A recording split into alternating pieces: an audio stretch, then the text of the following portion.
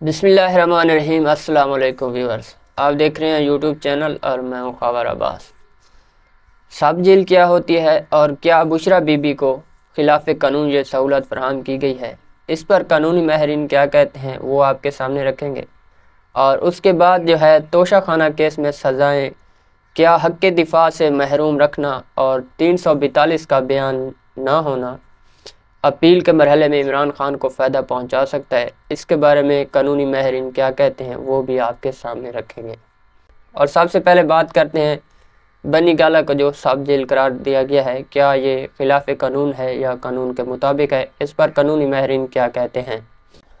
اسلام آباد کی انتظامیہ نے سابق وزیر اعظم عمران خان کی بنی گالہ میں واقع رہائش گاہ کو سب جیل قرار دیتے ہوئے سابق خاتون اول بشرا بی بی کو وہاں منتقل کر دیا ہے۔ اسلام آباد انتظامیہ کی جانب سے جاری کردہ نوٹیفیکیشن کے مطابق بنی گالہ میں رہائش گاہ کو سب جیل قرار دینے کا فیصلہ وفاقی وزارت قانون اور اڈیالہ جیل کے سپرنٹنڈنٹ کی درخواست پر کیا گیا ہے۔ یاد رہے کہ اسلام آباد کی ایک احتساب عدالت نے بدھ کے روز توشہ خانہ ریفرنس میں سابق وزیر اعظم عمران خان اور ان کی اہلیہ بشرا بی بی کو 14 سال قید کی سزا اور مجموعی طور پر 1.57 کروڑ روپے کا جرمانے کی سزا سنائی تھی۔ جب یہ فیصلہ سنایا گیا تو عمران خان اڈیالہ جیل میں ہی قید تھے، تاہم ان کی اہلیہ یہ فیصلہ سامنے آنے کے بعد گرفتاری دینے اڈیالہ جیل پہنچی تھی۔ اڈیالہ جیل کے ایک اہلکار کے مطابق جیل انتظامیہ نے بشرا بی بی کو قیدی کے طور پر خواتین قیدیوں کی بیرک میں منتقل کرنے کی بجائے انہیں کچھ وقت کے لیے ایک کمرے میں بٹھایا گیا، اور جب بدھ کی شام اسلام آباد کی ضلع انتظامیہ نے بنی گالہ میں واقع گھر کے رہائشی حصے کو سب جیل قرار دینے کا نوٹیفیکیشن جاری کیا تو بشرا بی بی کو اڈیالہ جیل حکام نے اپنی تحویل میں بنی گالہ منتقل کر دیا تھا۔ پاکستان تحریک انصاف کے بانی عمران خان جب وزیر اعظم تھے تو بنی گالہ کو اسی رہائش گاہ کو وزیر اعظم ہاؤس قرار دیا گیا تھا۔ ایک بات واضح ہے کہ اس سے پہلے بھی بااثر ملزمان کے گھروں کو ہی سب جیل قرار دیتے ہوئے انہیں وہاں پر قید رکھنے کی مثالیں موجود ہیں، جن میں سب سے اہم سابق فوجی صدر پرویز مشرف ہیں، جنہیں نومبر 2007 میں ملک میں ایمرجنسی لگانے اور ججز کو نظر بند کرنے کے مقدمے میں چک شہزاد میں واقع ان کی رہائش گاہ کو ہی سب جیل قرار دے کر وہیں رکھا گیا تھا۔ اسی طرح 3 MPO کے تحت مختلف سیاسی قیدین اور اہم شخصیات کے گھروں میں نظر بندی کے سینکڑوں نوٹیفیکیشن جاری ہو چکے ہیں۔ اس پر قانونی ماہرین یہ کہتے ہیں کہ وفاقی اور صوبائی حکومتوں کے پاس یہ اختیارات ہوتے ہیں کہ وہ کسی بھی جگہ کو سب جیل قرار دے کر کسی شخص کو وہاں قید رکھ سکتے ہیں۔ فوجداری مقدمات کی پیروی کرنے والے وکیل ذوالفقار عباسی نے BBC کو بتایا کہ وفاقی اور صوبائی حکومت کے پاس ضابطۂ فوجداری کی دفعہ 541 کے تحت یہ اختیار ہے کہ وہ مناسب وجوہات بھی مناسب جگہ کو سب جیل قرار دے کر سزا یافتہ مجرم کو وہاں قید رکھنے کے اختیارات جاری کر سکتی ہے۔ اور مزید انہوں نے بتایا کہ پاکستان میں رائے ضابطہ فوجداری کے زیادہ تر قوانین انگریزوں کے دور کے ہیں اور ان میں گزشتہ کئی دہائیوں کے دوران کوئی بڑی تبدیلی نہیں کی گئی۔ انہوں نے مزید کہا کہ سابق وزیر اعظم میاں نواز شریف اور ان کی بیٹی مریم نواز کو جب سال 2018 میں اسلام آباد کی احتساب عدالت کی جانب سے ایون فیلڈ ریفرنس میں سزا سنائی گئی تھی تو اسلام آباد کی ضلع انتظامیہ نے شہر کے نواحی میں واقع سہالہ ریسٹ ہاؤس کو سب جیل قرار دے کر انہیں وہاں منتقل کرنے کا نوٹیفیکیشن جاری کیا تھا۔ تاہم مریم نواز اور نواز شریف دونوں ہی نے وہاں جانے سے انکار کر دیا تھا، جس کے بعد انہیں راولپنڈی کی اڈیالہ جیل میں منتقل کر دیا گیا تھا۔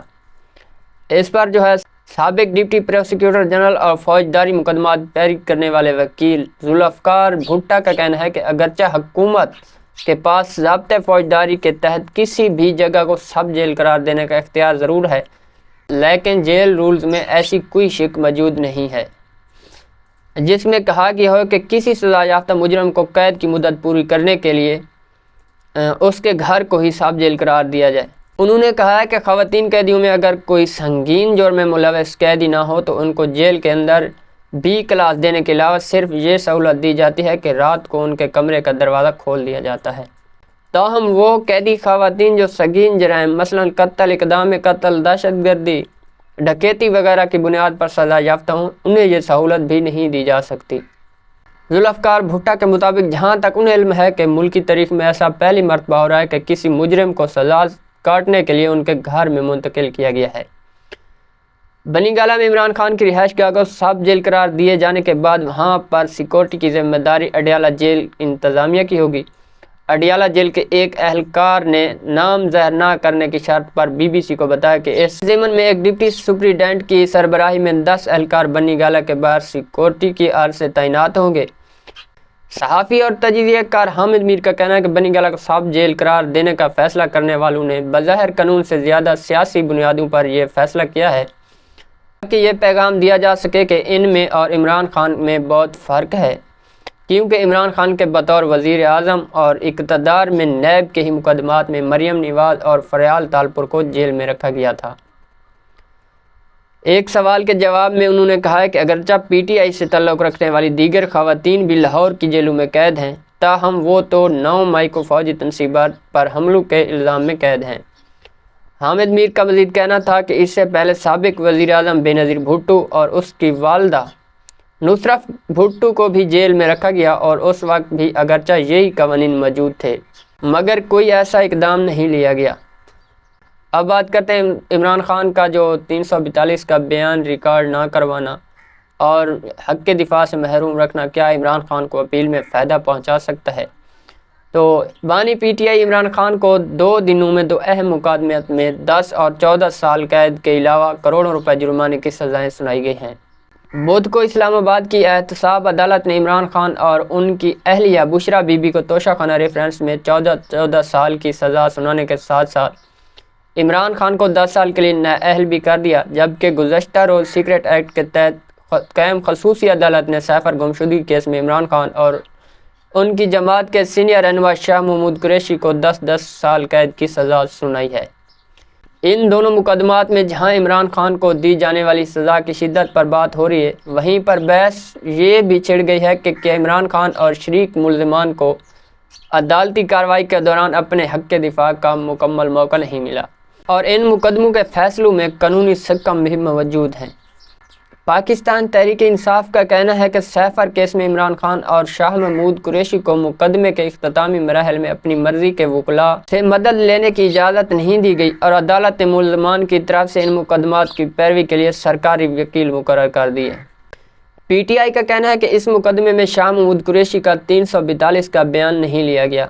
جبکہ بدھ کو توشہ خانہ ریفرنس میں فیصلہ سنائے جانے سے قبل عمران خان کو بھی یہ حق نہیں مل سکا۔ پاکستان تحریک انصاف ان فیصلوں کے خلاف ہائی کورٹ میں اپیل دائر کرنے کا اعلان کیا ہے۔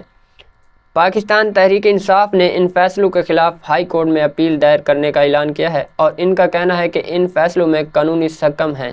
اس ویڈیو میں اتنا ہی، ملتے ہیں نیکسٹ ویڈیو میں۔ اللہ حافظ۔